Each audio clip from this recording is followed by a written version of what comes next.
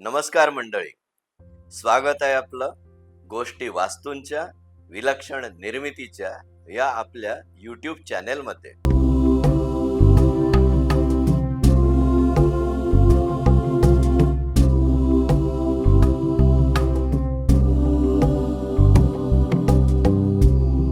कहाणी अजस्त्र पुलांची मालिकेतील चौथ्या पुलाच्या दुसऱ्या भागात आपलं स्वागत आहे. गेल्या भागात आपण पाहिलं की फ्रेंच लोक मीटिंग जरा अघळ-पघळ रीतीनेच करतात. त्यामुळे तुमचा असा गैरसमज होण्याची शक्यता आहे की कामात सुद्धा फ्रेंच लोक ढिले आहेत का? छे, अहो, टेक्नॉलॉजीमध्ये फ्रेंचांचा वरचष्मा फार पूर्वीपासून आहे. एक छोटासा आपण इतिहासात डोकावला ना तर तुमच्या लक्षात येईल. 17व्या शतकापासून फ्रेंचांचा गणितात दबदबा होता आणि त्यातले चांगले गणितज्ञ कोणते होते? तर ते होते लाप्लास, कॉची आणि इतर सारे. त्यांच्यामुळे आपल्याला गणिताचा बेस मिळाला. आजचं जे इंजिनिअरिंग आहे ते त्या गणिताच्या बेसमुळे आहे. तसंच फ्रेंचांमध्ये शास्त्रज्ञ लुई पाश्चर, रेडिओ ऍक्टिव्हिटी शोधणारा क्युरी दाम्पत्याचा आविष्कार, तसंच इंजिनिअरिंग मध्ये कुलंब आहे, त्यानंतर डिझेल आहे, डिझेल सायकल ज्यावरनं ट्रक चालतात ती फ्रेंचांनी तयार केलेली आहे.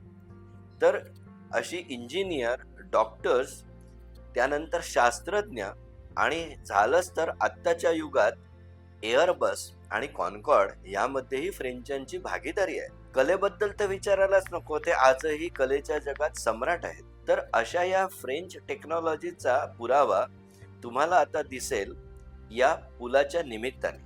आणि हो, एक सांगायचं राहिलं, जगातील पहिलं पॉलिटेक्निक, इकोल पॉलिटेक्निक, हे फ्रेंचांनी 1794 मध्ये सुरू केलं.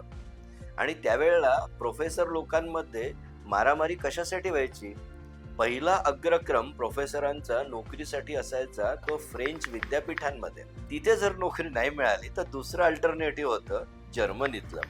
आणि हा, तुम्हाला धक्का बसेल, तिसरं शेवटचा पर्याय असायचा ग्रेट ब्रिटन. तर फ्रेंचांचा टेक्नॉलॉजी आणि मॅथेमॅटिक्स, सायन्स यातला वरचष्मा तुम्हाला याद्वारे दिसेल. आता तुम्ही मिलाव ब्रिजचा जर भाग बघितला तर आपण त्याच्या पुलाची कन्स्ट्रक्शन बघताना पहिले कॉलम म्हणजे खांबांबद्दल बघूया. हे खांब विशिष्ट प्रकारचे आणि अतिशय आव्हानात्मक रीतीने तयार करण्यात आले. आता पुलाची लांबी आहे 2460 मीटर, जवळपास 2.5 किलोमीटर. आणि दोन टोकाचे कडे जर धरले साधे तर या डिस्टन्सला, या लांबीला तोलून धरणारे आहेत फक्त 7 खांब.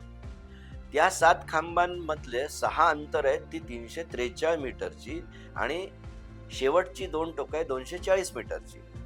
यातला सगळ्यात छोटा कॉलम जो आहे तो फक्त 55 मीटर हाईटचा आहे आणि सगळ्यात उंच कॉलम आहे तो 243 मीटर. आता हा कॉलम कसा आहे याचं वैशिष्ट्य तुम्ही बघाल तर हा एवढा उंच असल्यामुळे स्वतःच्या वजनाने किंवा वाऱ्याने पडू शकतो, म्हणून त्याला प्रीस्ट्रेस पद्धतीने तयार केलंय. प्रीस्ट्रेस म्हणजे काय की त्याच्यावर आधीच एवढा दाब दिलाय की तो कितीही त्याच्यावर बाजूनी, साईडनी, वरून दाब आला तरी तो सहजासहजी वाकणार नाही. हो, नाहीतर साधा ठेवला असता ना तर त्याला तडे पडले असते किंवा तो सहज वाकला असता. तसा हा वाकणार नाही. हा आहे कॉन्क्रीटचा खांब आणि याची साईज कितीची आहे? याचा आकार आहे 28 मीटर बाय 17 मीटर एवढा अजस्त्र याचा क्रॉस सेक्शनल साईज आहे. आतमधून षटकोनी पोकळ आहे. पण म्हणून काय झालं, याची ताकद तुफान आहे. कारण हा नुसता 243 मीटर उंच स्वतःला आधार देणारा नाहीये. याच्यावरती रस्ता आहे, त्याच्यावरती अजून एक स्टीलचा 90 मीटर उंचीचा पायलॉन आहे आणि याला 6000 टनांचं वजन पेलायचं आहे, तेही भूकंप, वारा, वादळ यांनी जाऊन सुलाख होत. आता हा कॉन्क्रीटचा कॉलम जरी 243 मीटर उंच असला तरी वरून खाली 90 मीटर म्हणजे जवळपास खालपासून पाहिलं तर 155 मीटरवर हा कॉलम 2 पार्ट मध्ये दुभंगलेला आहे, स्प्लिट केलाय. आणि हा एक कॉलम 2 भागात स्प्लिट केल्यामुळे त्याच्यात काही फुटांचं वरती अंतर आहे. हे अंतर कशाला हवं? अहो साधं आहे. वरचा जो स्टीलचा रस्ता आहे तो 2.5 किलोमीटरचा आहे. त्याच्यात उन्हाळा आणि हिवाळा यातील टेम्परेचर तापमानाच्या फरकामुळे जी ओढाताण होते, आकुंचन प्रसरण होतं, ते या खांबांवरती ट्रान्सफर होणार. जर हा खांब स्प्लिट केला नसता, दुभंगला नसता, तर रस्त्याच्या आकुंचन प्रसरणामुळे हा खांब एका बाजूला ओढला गेला असता, वाकला असता आणि त्याला तडे पडले असते. 2 भागात स्प्लिट केल्यामुळे काय झालं की हा कॉलम इलास्टिक झाला, लवचिक झाला. तो रस्त्याबरोबर आकुंचन पावेल, प्रसरण पावेल, परंतु त्यात तडा जाणार नाही. तर असा हा विशिष्ट कॉलम तुम्ही बघा किती बारकाईने केला. बरं, हा संपूर्णपणे आपण म्हणतो तसा व्हर्टिकल सरळसोट उभा 90 अंशांनी जमिनीशी. ते कसं केलं? तर त्यासाठी 4 सॅटेलाइटची मदत घेतली आणि जीपीएस सिस्टीम घेऊन जेव्हा हा 243 मीटर उंच कॉलम बांधून पूर्ण झाला, तेव्हा तो त्याच्या विशिष्ट जागेपासून फक्त 4 मिलीमीटर बाजूला होता. आणि हे सगळं लेटेस्ट टेक्नॉलॉजी वापरल्यामुळे. जर साधारण टेक्नॉलॉजी वापरली असती ना, तर हा कॉलम 243 मीटर पूर्ण होताना 6 मीटर बाजूला कलला असता आणि याचं कामच बंद झालं असतं. त्यामुळे फ्रेंचांनी ही जी सिस्टीम वापरली ती अतिशय प्रगत सिस्टीम वापरली. आता याच्यावरती जे वजन येणार, जो रस्ता येणार आणि त्याच्यावरती 90 मीटर, यातील प्रत्येक खांबावर 90 मीटर उंचीचा स्टील पायलॉन येणार.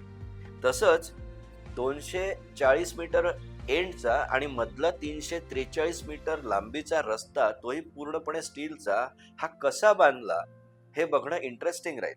ते आपण पुढल्या भागात बघूया. आणि तुमच्या ज्या काही कल्पना, ज्या काही सजेशन्स असतील ते आम्हाला जरूर कळवा. आणि हो, आमच्या गोष्टी वास्तूंच्या विलक्षण निर्मितीच्या या चॅनेलला शेअर, लाईक आणि सबस्क्राईब करायला विसरू नका. अहो, आम्हाला आवडेल ते.